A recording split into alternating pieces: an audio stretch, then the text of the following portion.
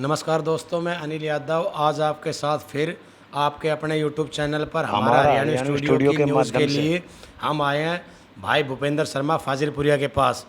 आप इनको जानते ही होंगे, इनके बारे में कोई छुपाने वाली बात नहीं। ये तो एक सोशल मीडिया के सामने कहीं ना कहीं आपको नज़र ही आ जाएंगे।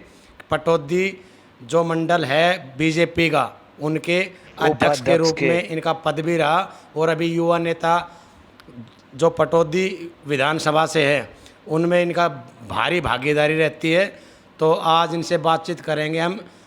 ये भूपेंद्र शर्मा फाजिलपुरिया कैसे बने, इनको ये टैग कैसे मिला, कैसे बीजेपी में इनकी ये भागीदारी रही, इनका क्या योगदान रहा और आगे चल के समाज में ये क्या करना चाहते हैं अपने एरिया के लिए, पूरे हरियाणा के लिए या पूरे देश में इनकी क्या छवि बनेगी आने वाले टाइम में। आपने देखा होगा कि भाई अभी भूपेंद्र भाई का कुछ समय पहले जन्मदिन था तो काफ़ी लोगों ने बधाइयाँ दी। इतने ज़्यादा छोटी उम्र होने के बावजूद भी इतने ज़्यादा इन्होंने प्रोग्रेस की है लाइफ में कि भाई हरियाणा के टॉप लेवल के पॉलिटिशियन जितने भी हैं वो सब इनके संपर्क में रहे। तो चलो करते हैं बात भूपेंद्र शर्मा फाजिलपुरिया से। सबसे पहले नमस्कार शर्मा जी। बहुत बहुत धन्यवाद आपका और आपके सभी दर्शकों को नमस्कार। शर्मा जी, अभी आप पटौदी से मेन मंच पे मैं आपको काफ़ी बार देखता हूँ कि भाई भाजपा की कार्यभारी आपके ऊपर काफ़ी रहती है और आप काफ़ी योगदान अपना गांव समाज में भी कर रहे थे। पीछे आपने भी पानी वगैरह भी गैस के ऊपर गांव के बच्चों को साथ लेकर योगदान किया और वैसे भी आप बीजेपी के मैं तो आपको लीडर ही कहूँगा पटौदी से। तो आप क्या करना चाहेंगे अपने गांव के लिए, अपने गुआंढ के लिए और अपने इस लोकल समाज के लिए, ऑल हरियाणा के लिए क्या भूमिका निभाना चाहेंगे? देखिए, लक्ष्य जो है एक ही है, सेवा करना, माध्यम चाहे कुछ भी हो। और भाजपा का कार्यकर्ता ना रुकता है, ना थकता है, ना झुकता है। वो निरंतर चलता रहता है, एक प्रगति पर चलता रहता है और चलता ही रहता है। तो भारतीय जनता पार्टी जो एक परिवार है, पार्टी नहीं परिवार है, संस्था नहीं संस्कार है। तो मैं तो यही कहना चाहूँगा कि सेवा करना हमारा लक्ष्य है और वो माध्यम चाहे कुछ भी हो। तो ये हमने एक अपना ध्येय बना के चल रहे हैं। शर्मा जी, ये सफ़र जो आपने तय किया भूपेंद्र शर्मा से भूपेंद्र शर्मा फाजिलपुरिया, तो आपको कितना टाइम लग गया इस सफ़र को तय करने में? देखिए, समय तो हर चीज़ में लगता ही है। लगभग 12-13 साल से मैं समाज सेवा में लगा हुआ हूँ। तो ये आप लोगों का प्यार रहा है, प्रेम रहा है कि इतनी कम उम्र में मतलब जो आप सबका मुझे आशीर्वाद मिलता है। और फाजिलपुरिया की जो आपने बात कही, तो जैसे कि आपको पता है मेरा गांव फाजिलपुर है, तो लोगों ने फाजिलपुरिया कहना शुरू कर दिया। धीरे धीरे वो नाम थोड़ा प्रचलित हो गया, सब फाजिलपुरिया ही बोलने लग गए। ये मतलब राजनीति से आपका पहले से ही लगाव रहा है या कोई पर्सनली सोच बाद में बनाई? नहीं, देखिए क्या था कि जो भारतीय जनता पार्टी केंद्र में और राज्य में जो सरकार बनी थी, उससे पहले ही हम जो है समाज सेवा में लगे हुए थे। तो एक लहर जो चली थी भारतीय जनता पार्टी की पूरे देश के अंदर, तो उसी लहर में मतलब माननीय प्रधानमंत्री जी के विचारों से प्रभावित होकर हमने भारतीय जनता पार्टी को ज्वाइन किया था। और उसके माध्यम से जो है एक सेवा का ध्येय लेकर के हम आगे बढ़ने का प्रयास कर रहे हैं। तो अभी सिर्फ समाज सेवा से ही मतलब रहेगा या अभी राजनीति में कोई और भी कदम उठाया जाएगा आगे चल के जीवन में? देखिए, मैंने बताया कि लक्ष्य जो है सेवा का ही है, माध्यम कुछ भी हो। बाकी अपनी मर्जी से कुछ नहीं करेंगे। पार्टी हमारा परिवार है, परिवार जैसा आदेश देता है तो उस आदेश पर हम चलेंगे। जो पार्टी का आदेश होगा वो काम हम करने का प्रयास करेंगे। अच्छा, अभी शर्मा जी नगर निगम के इलेक्शनों की तैयारी चल रही है, तो जो अपने गुड़गांवा से जो नगर निगम प्रत्याशी बनाए गए हैं वो कौन हैं और उनके लिए आप क्या कहना चाहेंगे? देखिए, जो भी नगर निगम के जितने भी वार्डों के प्रत्याशी हैं वो सब भारतीय जनता पार्टी के ही एक कार्यकर्ता हैं। और भारतीय जनता पार्टी का कार्यकर्ता वो सिर्फ एक कार्यकर्ता होता है, दायित्व तो बदलते रहते हैं और ये एक व्यवस्था है।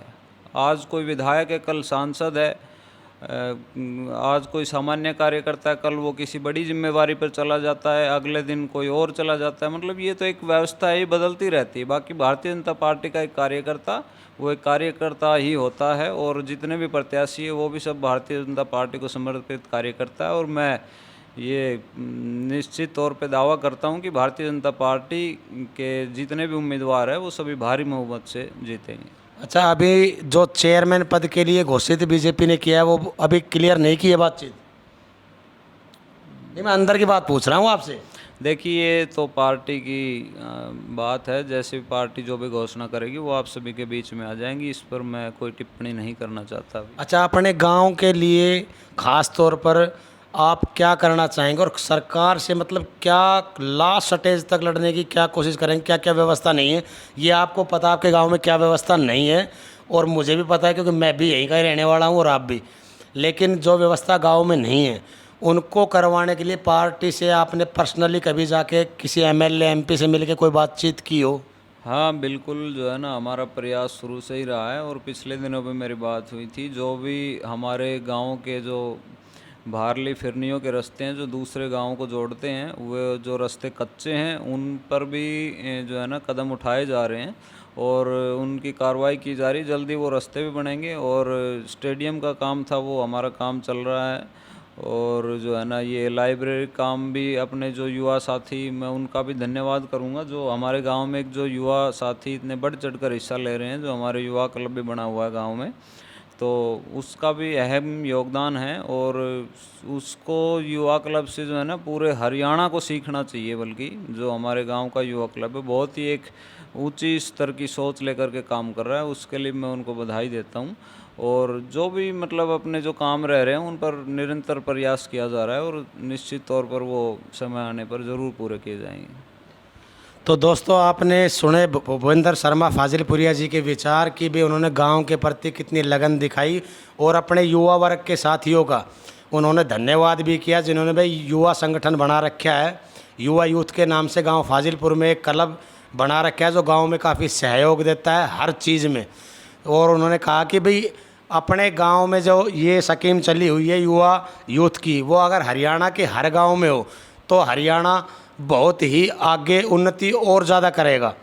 तो और रह गई भाई गुड़गांव के नगर निगम इलेक्शन के बाद, शर्मा जी ने वो बातें क्लियर की नहीं कि भाई वहाँ पे मेयर सीट के लिए कौन घोषित होगा। और ये तो क्लियर कर दिया कि भाई सीटों पे ये जीत मतलब निश्चित है बीजेपी की, लेकिन सीट का दावेदार कौन, अभी इन्होंने ये क्लियर नहीं किया। लेकिन मैं कहना चाहूँगा कि मेरे गांव की आन बान शान के रूप में जो भूपेंद्र शर्मा फाजिलपुरिया भाई साहब हैं, उनको परमात्मा सदैव स्वस्थ रखे, उनके जीवन में प्रगति प्रदान करे और जितना हो सके वो गांव में अपना सहयोग करते रहें। पहले भी करते रहे, आगे भी करके चलें। तो भाई ये मेरा गांव जो है वो बहुत ही पिछड़ा हुआ गांव है गुड़गांव डिस्ट्रिक्ट का।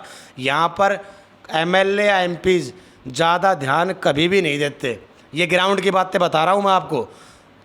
अगर वो ध्यान देते तो भाई आज गांव कहीं और होना था। एक समस्या और है, मैं आपसे कहना चाहूँगा कि भाई चैनल के माध्यम से आप एक रिक्वेस्ट करता हूँ, क्योंकि मेरा गांव भी फाजिलपुर है। भाई हमारे गांव में शर्मा जी स्कूल सिर्फ मिडल है 8वीं क्लास तक, और जो लड़कियां हैं उनको दूसरे गांव में या बाज़ार जाना पड़ता है। तो आपसे पर्सनली रिक्वेस्ट है कि भाई वहाँ सीएम साहब से या अपना जो भी शिक्षा मंत्री है उनसे आपकी बातचीतें होती रहती हैं। तो आप अगर वहाँ बातचीत करें कम से कम 10वीं तक अगर ये स्कूल हो जाए तो मैं समझूंगा कि भाई बीजेपी में आपकी कोई छवि है। देखिए, इस विषय पर बहुत पहले से हमारे मन में भी विचार चल रहा था और हमने इसकी जो है ना दरखास्त आगे भी लगाई हुई है। और बहुत ही कम समय में जो है, मैं तो यही कहता हूँ कि 10वीं तक नहीं, ये 12वीं तक स्कूल होगा, ऐसा हमारा प्रयास है। और बहुत ही कम समय में ये परिवर्तन आपको देखने को मिलेगा।